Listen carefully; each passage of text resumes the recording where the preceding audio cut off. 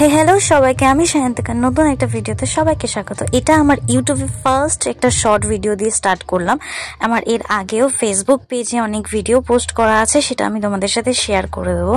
তো আজকে আমি আমার বাড়ির পুজো থেকে শুরু করলাম ভিডিওটা। আর বাড়ির পুজোর জন্য আমরা গঙ্গা স্নানে যাব, তো সেই জন্য একটু রেডি হচ্ছিলাম। তার আগে তো আমার বর্মা বলছিল নাইটি পরে চলে যেতে, তো আমি ভাবলাম যদি আমি একটু ফেমাস হয়ে যাই তাতে কি, তো ওই জন্যই একটু রেডি হচ্ছিলাম।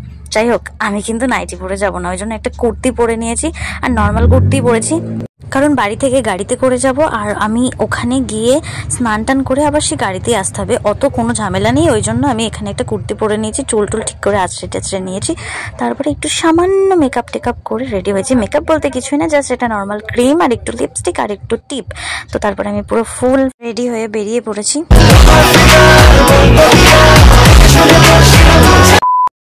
তো তারপর তোমাদের সাথে একটু ওয়েদার শেয়ার করছিলাম, কারণ আজকের ওয়েদারে অনেকটাই মেঘলা, বৃষ্টি যাতে না হয়। গাড়িতে করে এসে এবার রেল লাইনে গেট পড়েছে, তো ওখানে বসে রয়েছিলাম। তারপর ট্রেন আসলো, একটা না আরও একটা, তারপর অনেকটা পথ ছিল। আমরা যাচ্ছি শান্তিপুর গঙ্গাতে, কারণ আমি কখনো এর আগে যাইনি। এর আগে নবদ্বীপ অনেকবার গেছি, তবে শান্তিপুরে কখনোই যাইনি।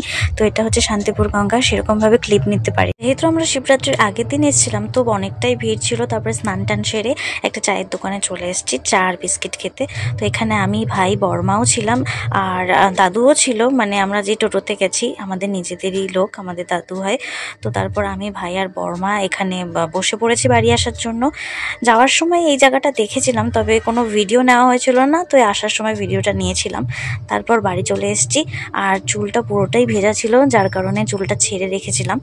তো তারপর আমি আর বোন রাস্তায় একটু দাঁড়িয়েছিলাম, তো পড়তে চলে গেল, তারপর আমি রাস্তায় দাঁড়িয়েছিলাম। তো আজকের ভিডিওটা এত দূরই, ভালো লাগলে অবশ্যই লাইক কমেন্ট শেয়ার করে দিও। আর এটা আমার ফার্স্ট ভিডিও, সবাই সাপোর্ট করো। হৃদয়ে